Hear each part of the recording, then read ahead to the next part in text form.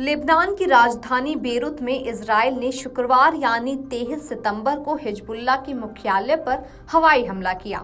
Heavy guided bomb से किया गया ये हमला इतना तेज था कि तेज आवाज से बेरूत हिल गया।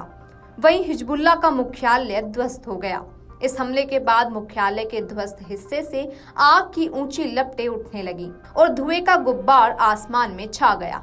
इजराइल ने यह हमला हिजबुल्लाह प्रमुख हसन नसरल्लाह को निशाना बनाने के लिए किया था। वहीं बेरूत में लगातार भारी बमबारी जारी है। लेबनान की राजधानी बेरूत में हिजबुल्लाह के मुख्यालय पर 23 सितंबर को किए गए इजरायली हमले में हसन नसरल्लाह बच निकला है। उनके एक करीबी सूत्र ने उन रिपोर्टों का खंडन किया है जिसमें दावा किया गया है कि आतंकवादी समूह के मुख्यालय पर किए गए हमले में हसन नसरल्लाह मारे गए हैं।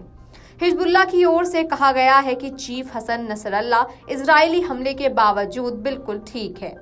एक रिपोर्ट्स के मुताबिक इजरायली रक्षा बलों IDF ने बताया कि हिजबुल्लाह के केंद्रीय मुख्यालय पर सटीक हमला किया गया। ये हमले इजराइल के लोगों की सुरक्षा के लिए किए गए हैं। तो आइए आपको बताते हैं आखिर कौन है chief Hassan Nasrallah. Hassan Nasrallah का जन्म 31 अगस्त 1960 को बेरूत के उत्तरी बुर्ज हम्मुद उपनगर में हुआ था। नसरल्लाह एक गरीब किराना व्यापारी के बेटे हैं और उनके 8 भाई बहन थे। फरवरी 1992 से नसरल्लाह हिजबुल्लाह के महासचिव हैं।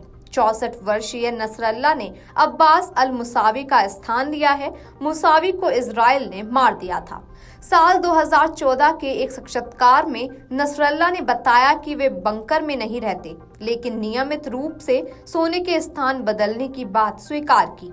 नसरल्लाह ने हिजबुल्लाह के प्रति सहानुभूति रखने वाले लेबनानी अखबार अल अखबार से कहा कि सुरक्षा उपायों का उद्देश्य यह है कि आवाजाही को गुप्त रखा जाए, लेकिन ये मुझे घूमने फिरने और ये देखने से नहीं रोकता कि क्या हो रहा है।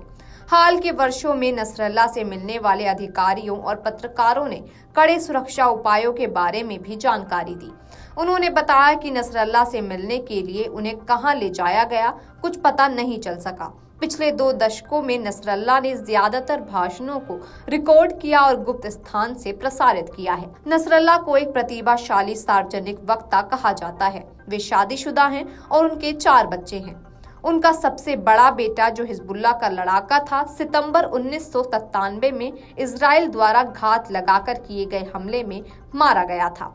इजरायली सेना ने अपने बयान में कहा कि खुफिया जानकारी के आधार पर एयरफोर्स ने बेरूत के इलाके में हिजबुल्लाह के ठिकानों पर हमला किया। इस इमारतों में हथियार बनाए जाते थे और हथियारों को रखा जाता था। इसके अलावा यहाँ पर आतंकवादी संगठन के प्रमुख कमांड सेंटर भी थे जिन्हें निशाना बनाया गया था। Video desk amarujala.com। अगर आप ये वीडियो YouTube पर देख रहे हैं तो हमारे चैनल को सब्सक्राइब कर बेल आइकन दबाएं और Facebook पर देख रहे हैं तो हमारे पेज को लाइक करें। 8 मिलियन प्लस सब्सक्राइबर, आपके इस भरोसे के लिए बहुत धन्यवाद।